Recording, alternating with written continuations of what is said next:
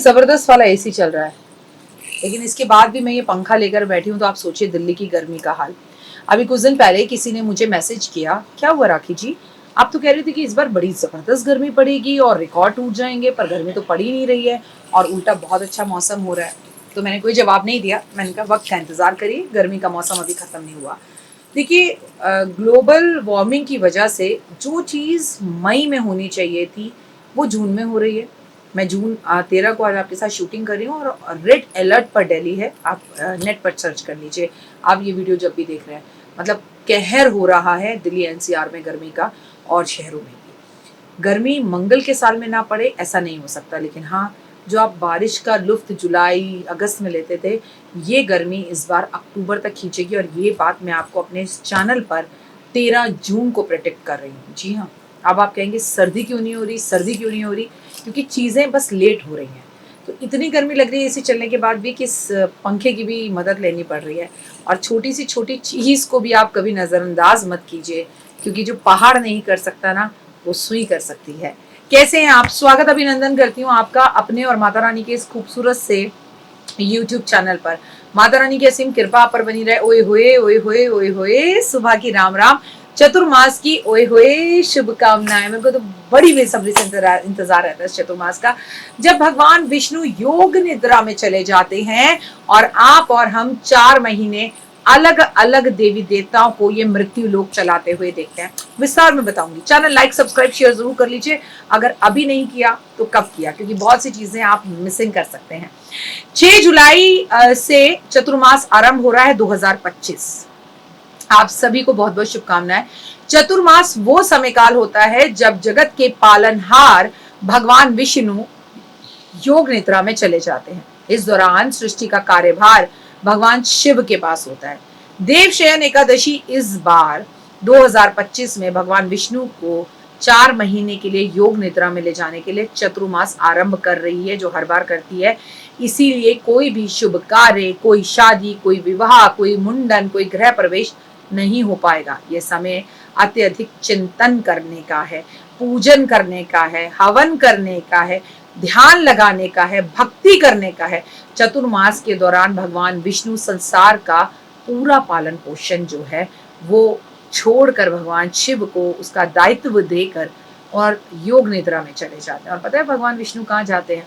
अपने ससुराल यानी कि समुद्र में, यानी कि लक्ष्मी जी के साथ समुद्र में वास करते हैं। आप बहुत खुशकिस्मत लोग हैं, मुंबई वालों या मद्रास वालों या दुबई वालों या जहां भी समुद्र है, इस समय पे समुद्र में जाना, नहाना, समुद्र में जल अर्पण करना, समुद्र का जल अपने पे छिड़कना, अपनी विश को कागज पर लिखकर, या कागज समुद्र गंदा करता है तो भोजपत्र पर लिखकर, और समुद्र में भगवान विष्णु के सामने अपनी अर्जी और लगाया ना।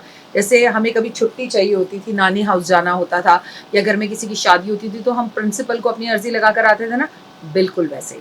साल 2025 में कब शुरू होगा चतुर्मास?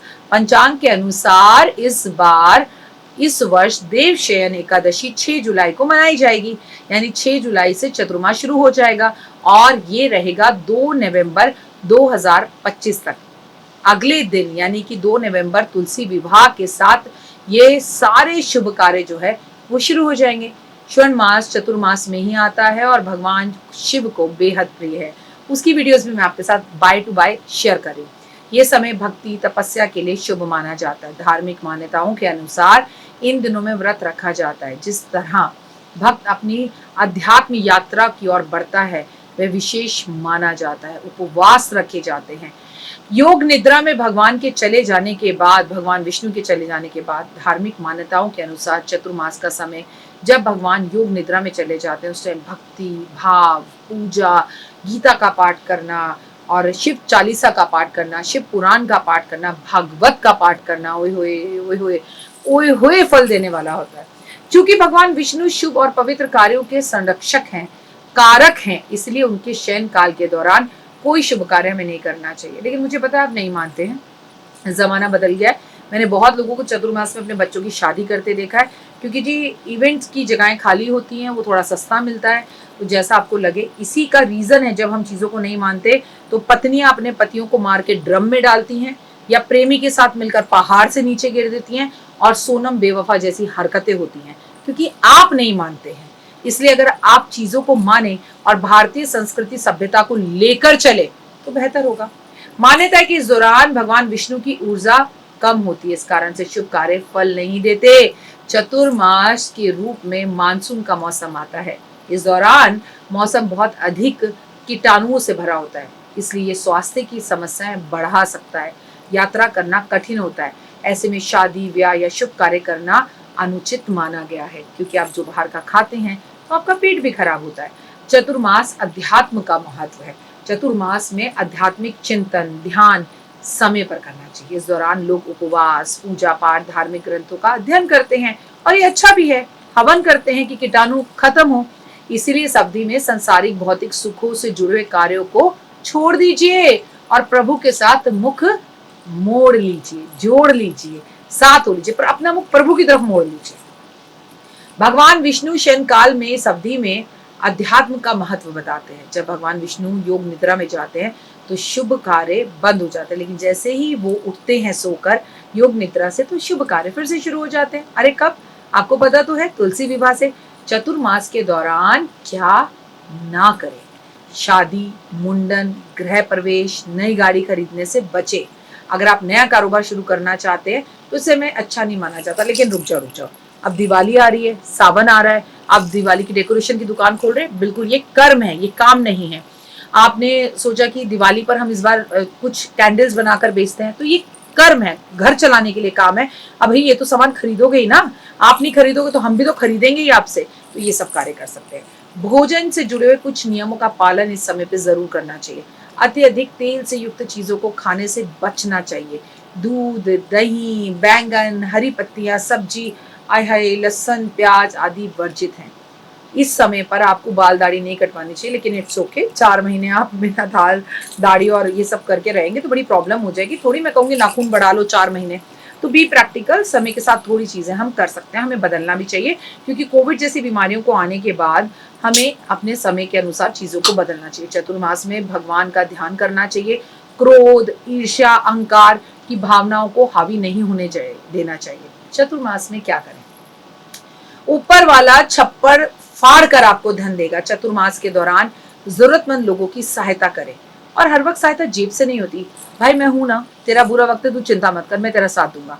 धार्मिक पुस्तकें जैसे गीता, रामायण आदि का पाठ करें। इसके साथ माता लक्ष्मी की पूजा इस दौरान जरूर करें, धन धान्य की प्राप्ति होगी। चतुर्मास में तुलसी पूजन भी जरूर करें। अगर आप इस दौरान जमीन पर बिस्तर लगाकर सोते हैं तो देवी देवताओं की आप पर कृपा होती है। लेकिन मैं डॉक्टर वाई राखी आपसे हर बार कहती हूँ कि सावन के महीने पे जमीन पर सोएं, लेकिन क्योंकि ये मंगल का साल है, मैं होशो आवाज में आपसे कह रही हूँ, इस साल जमीन पे मत सोना। मंगल की और एनर्जीज आप में आ जाएंगी, आपको और गुस्सा आएगा और आपको कोई जीव जंतु काट भी सकता है। तो वक्त के हिसाब से हमें बदलना चाहिए। इस साल जमीन पर मत सोइएगा, ये मेरी आपसे निवेदन है। मैं खुद जमीन पर सोती हूँ, चटाई पर इस वर्ष मैं चतुर्मास में, चाहे वो कार्तिक हो चाहे वो सावन हो, जमीन पे नहीं सोऊंगी। ध्यान मंत्र जाप करें, जीवन की सभी समस्याएं दूर होंगी और मानसिक शारीरिक रूप से आप में काफी बदलाव आप देख पाएंगे। मन को हल्का हल्का लगेगा और खूबसूरत फील होगा। तो आप सभी को बहुत बहुत शुभकामनाएं। 6 जुलाई रविवार का दिन, संडे का दिन, छुट्टी का दिन, चतुर्मास शुरू हो रहा है। ओए होए ओए होए ओए होए। और इस पूरे में कुदरत, पेड़ पौधों की सेवा बहुत करें और मेरे साथ कनेक्शन में रहें, जुड़े रहें। और डॉक्टर वाई राखी का यूट्यूब चैनल जरूर फॉलो करें, क्योंकि जुलाई के महीने में भी मंगल सिंह राशि के साथ केतु का सहयोग बनाएगा। तो इस बार कावड़ियों को कावड़ संभाल कर लानी है, कोई दुर्घटना घट सकती है, इसका ध्यान रखें। बड़ा एक्सीडेंट हो सकता है, बड़ा कोई झगड़ा हो सकता है, और जुलाई के महीने में भी ट्रैवलिंग को आप अवॉइड करें। जय माता दी।